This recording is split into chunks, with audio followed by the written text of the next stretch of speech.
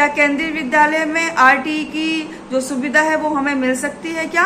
तो इस क्वेश्चन का आंसर आपको इसी वीडियो में मिलने वाला है। वीडियो को बिना स्किप किए हुए देखिएगा क्योंकि वीडियो बहुत ही इंपॉर्टेंट होने वाली है। और अगर आपको वीडियो पसंद आए तो please do like, share, comment and subscribe. तो चलिए हम वीडियो को स्टार्ट करते हैं। अब हम बात कर लेते हैं क्या आरटीई की सुविधा केंद्रीय विद्यालय स्कूल में भी दी जाती है, क्योंकि आपको पता है कि आरटीई के लिए एक स्पेशल ऑफिशियल साइट होती है और स्पेशल डेट इसकी आती है और केंद्रीय विद्यालय की एडमिशन डेट है जो स्पेशल आती है। तो मैं आपको बता दूं कि केंद्रीय विद्यालय स्कूल में भी आरटीई के तहत एडमिशन होते हैं, लेकिन ये जो डेट है वो आरटीई पोर्टल से अलग आती है। जब केंद्रीय विद्यालय स्कूल के एडमिशन होते हैं तो उस वक्त आरटीई के लिए एक क्वाटा होता है जिसमें आप आवेदन कर सकते हो। उससे आप क्या कर सकते हैं, बाल वाटिका 1, 2, 3 एंड क्लास फर्स्ट में आरटीई के तहत आप एडमिशन ले सकते हैं। उसके लिए कुछ शर्तें और नियम होती है। अगर आप आरटीई से एडमिशन ले रहे हो, पहली शर्त तो ये है कि आप गरीबी रेखा से नीचे की कैटेगरी में होना चाहिए। उसके अलावा आपकी जो सालाना आय है वो 1.5 लाख से कम की आय होनी चाहिए और आपके पास बीपीएल कार्ड होना चाहिए। अगर आप एसटी, एससी, ओबीसी कैटेगरी के हैं तो आपके पास कास्ट सर्टिफिकेट होना चाहिए। और अगर आरटीई में आप एडमिशन लेना चाहते हैं तो शहरी क्षेत्र में है तो 5 किलोमीटर का डिस्टेंस आपके घर से केंद्रीय विद्यालय का होना चाहिए। और अगर आप ग्रामीण क्षेत्र से हैं तो 8 किलोमीटर का डिस्टेंस आपके घर से केंद्रीय विद्यालय का होना चाहिए। अगर ऑफलाइन मोड पे आप चाहे तो किसी भी केंद्रीय विद्यालय में फॉर्म फिल कर सकते हो, लेकिन अगर एडमिशन ऑनलाइन मोड पे होता है, क्योंकि आरटीई के एडमिशन बाल वाटिका 1, 2, 3 एंड क्लास फर्स्ट का ऑनलाइन में मोड में होता है। उसके अलावा बाकी के एडमिशन ऑफलाइन मोड में होते हैं। तो एडमिशन ऑनलाइन मोड में होते हैं तो आप केवल 3 केंद्रीय विद्यालय ही चूज कर सकते हो एक रजिस्ट्रेशन में। तो आपको 3 केंद्रीय विद्यालय वैसे चूज करने हैं जो आपके 5 किलोमीटर के अंदर आपके घर से और केंद्रीय विद्यालय का डिस्टेंस हो, अगर आप शहरी क्षेत्र में हो तो। अगर आप ग्रामीण क्षेत्र में हो तो 8 किलोमीटर का अंतर आपके घर से केंद्रीय विद्यालय का होना चाहिए।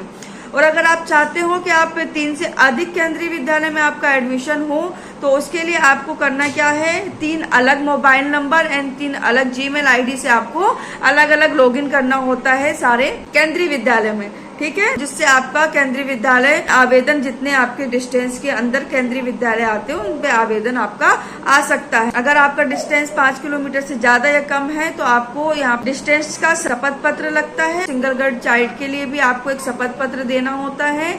उसके अलावा अगर आप किराएदार हैं तो आपको रेंट एग्रीमेंट लगेगा और अगर आपका खुद का घर है तो आपको निवास प्रमाण पत्र के लिए मूल निवासी अपने वेरीफाई कराने के लिए आपको अपने घर का बिजली का बिल लगता है, ठीक है। तो ये चीजें आपको यहाँ पे देनी होती है। उसके बाद आप आवेदन कर सकते हो। आवेदन के बाद आपको करना क्या है, लॉटरी में अगर आपके बच्चे का नाम आता है तो नेक्स्ट डे आपको केंद्रीय विद्यालय में जाके अपने सारे डॉक्यूमेंट वेरीफाई करने होते हैं। उसके बाद 25 रुपए की एक आवेदन स्लिप होती है जिससे आपके बच्चे का एडमिशन केंद्रीय विद्यालय में हो जाता है। बहुत ही आसान प्रक्रिया है, लेकिन यहाँ पे लॉटरी सिस्टम होने के कारण हर बच्चे का नाम केंद्रीय विद्यालय में नहीं आता है। तो अगर बच्चा आपका 3 से 4 के बीच में है तो आप बाल वाटिका 1 में उसका एडमिशन ले सकते हो। उसके लिए बाल वाटिका 1, 2, 3 के लिए अलग से नोटिफिकेशन आता है एडमिशन के लिए। तो आपको अलर्ट रहना होगा, अपडेट रहना होगा और मेरे चैनल के साथ जुड़े रहना होगा। जैसे ही कोई न्यू अपडेट आती है तो मेरे चैनल के माध्यम से आप तक वो पहुंच जाएगी, ठीक है। और अगर आपका बच्चा 4 से 5 के बीच में है तो बाल वाटिका 2 में उनका एडमिशन करा सकते हो, जिसका नोटिफिकेशन आपको KVS की साइट पे मिलती है। अगर आपका बच्चा 5 से 6 के बीच में है तो आपका बच्चे का एडमिशन बाल वाटिका 3 में होगा। अब एक क्वेश्चन और उठता है कि अगर हम बाल वाटिका 1, 2, 3 में बच्चे का एडमिशन लेते हैं तो क्या वो बच्चा 12 तक रिजर्व होता है? तो जी हाँ, अगर आपका बच्चे का एडमिशन बाल वाटिका 1, 2 या 3 में होता है तो आपका बच्चा केंद्रीय विद्यालय में 12 तक पढ़ेगा। और अगर आप आरटी के तहत एडमिशन होता है तो यहाँ पे फ्री शिक्षा का जो प्रावधान है वो आपको 8th क्लास तक ही मिलेगा। उसके बाद ट्यूशन फीस एंड जो भी मंथली चार्जेस होता है वो आपको पे करने होते हैं, ठीक है।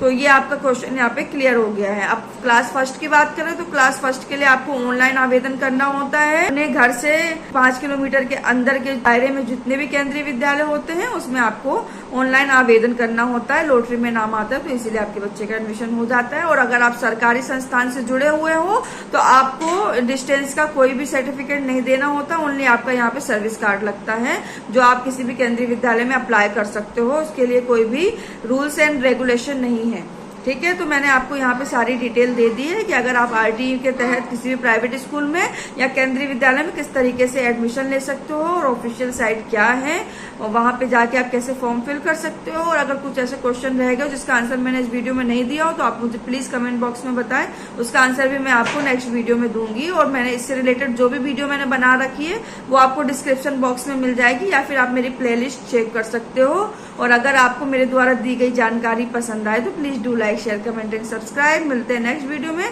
तब तक के लिए बाय बाय।